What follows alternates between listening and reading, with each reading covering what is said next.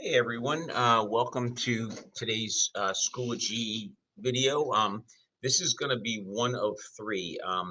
One of the things that I'd like to take some time on is to show pages, and it'll end up being three little videos because we're going to break it down into three parts. The first part is, well, why are we doing this? As you can see, this is the front page of my algebra, which is nothing but one single page and then all of my nested folders.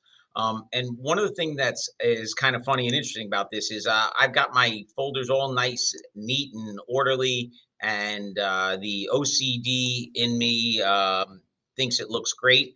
But after talking to kids, one of the things that I had to come to realize is this is probably the one thing about Schoology they hate the most, and that is digging through folders, trying to find things. It makes logical sense. It's in your head, in my head, it all makes sense. But to them, they don't know what they're looking for. And it is really just a series of opening doors and trying to find things. And so, that being the case, I wanted to make it more user friendly. And the first thing that I did was I closed my folder. So I got rid of that and I stopped with the digging and I said, all right, how can I make this more user friendly and present it better for kids? So I dug a little bit, and something I stumbled upon was utilizing pages. And pages works sort of like a front page or a web page or just kind of like a start page. And so by putting together a page, a Schoology page, you can have a starting point for kids. So where my kids used to have to go through things and dig through nested folders, I have gone ahead and put it all on one single one-stop shop right here. You can see it's easy. I kind of want it to look nice, so I just put a little header comic strip on there. You can put anything or nothing, but I just figured it was nice. I also color coded things again just to make it appealing and a reason to look for it. After that, now all of the folders that I have them go through, they don't actually have to go through because I've linked them. And so you can jump around, you can set this whole thing up, and I can allow them to go to my individual lessons. So we recently worked on finding the area of a polygon, and so you can click on that, and it will take them to that page where we'll work on finding area. And so that's kind of the gist of all of this is the idea that it works, how to go about doing this. So that was it. Real short first one, just why do I do this? We do this to avoid it. If you want to avoid kids digging through folders and you want to give them one place to go to where you can lay everything out nice and neat, pages is the way to go. So in my second video, what I'm going to do is show you how to create a page and how to create all of the work on the back end so that the kids can make it more user friendly and make an easy way to get around to what we're doing. All right. Thanks so much. Have a great day, and we'll see you in the next video. Hey everybody, welcome to Pages video number 2. In the first video, I made a point of telling you why I do this or why we might want to use a page or why it could work for you. And today, if you're here, it's because you thought it might be a good idea and you want to know how to do it. So today I'm just going to show you how to set it up. And it is significantly easier than you would think, and it is very easy to manage. So let's start with actually the back end of the pages. This is the pretty front end, but I'm going to show you where the back end comes from. For me, this whole thing right here, so this is all the important stuff, and this is obviously just a little comic strip I cut off of the internet.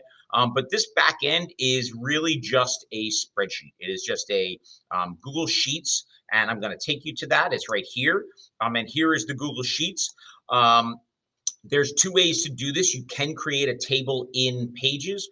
I like using the spreadsheet because it is, I don't know, it's easy to color code. There are certain limitations in Schoology to making these pages, and one of them is the color coding and the color fill. And for me, I like to break down my units by color so the kids can see them. I just like to keep it, I don't know, pretty, I guess. So all I did was I created this whole thing, and you can do that however you want. Maybe you are an SST, and you can sit here and start with Team A, whatever Team A might be, and the different teachers and links to their pages, if nothing else, and then maybe some notes as to what's going on that week, however it is. But and if you do that week at a glance, you can 100% take your week at a glance and link that to here and post it on your page.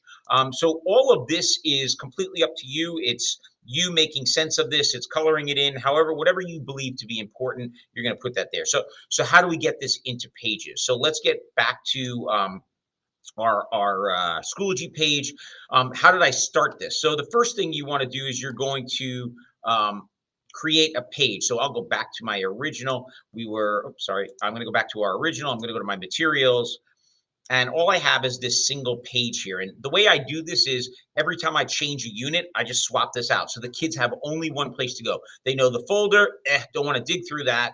And the page, that's going to allow me to access everything that I need. You'll click on add materials. You're going to add a page and you'll go ahead and click that and you'll get a blank page. And let's just do it so you can see it.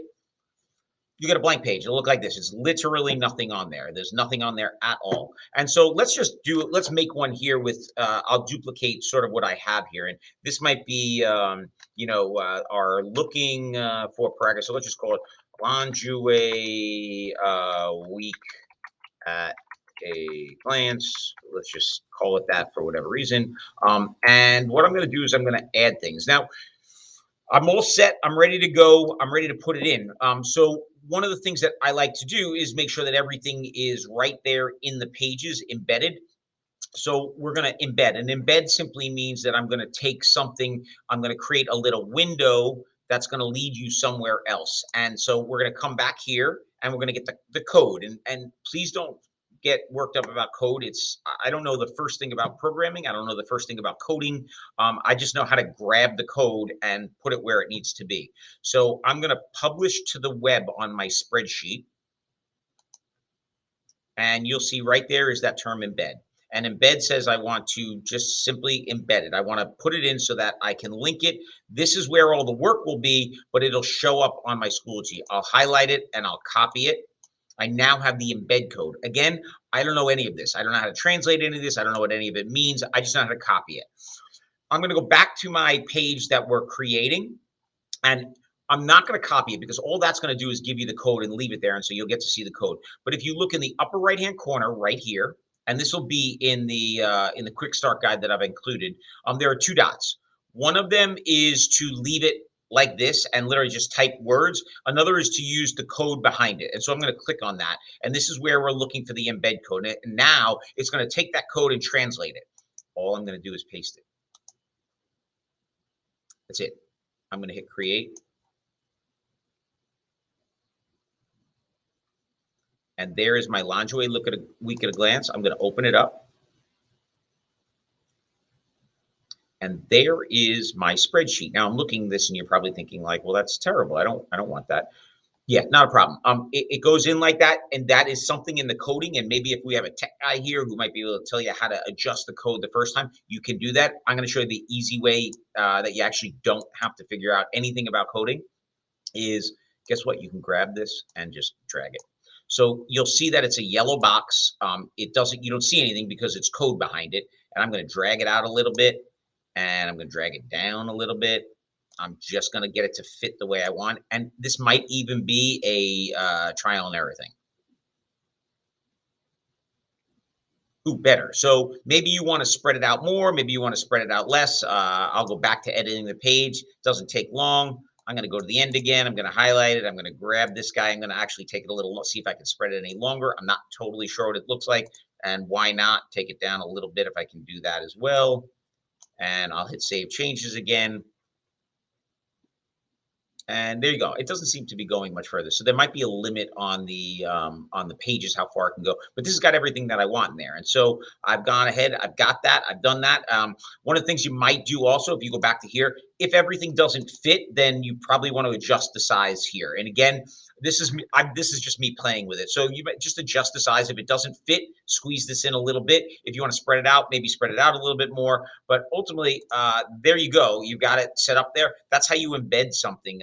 So again, I'm trying to keep these nice and short so you can do one little thing at a time. That is how you embed a spreadsheet into your pages. It's a good little start.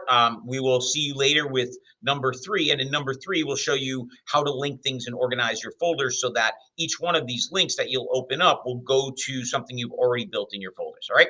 Have a great day, and we'll see you. Hopefully, we'll see you in the 3rd video.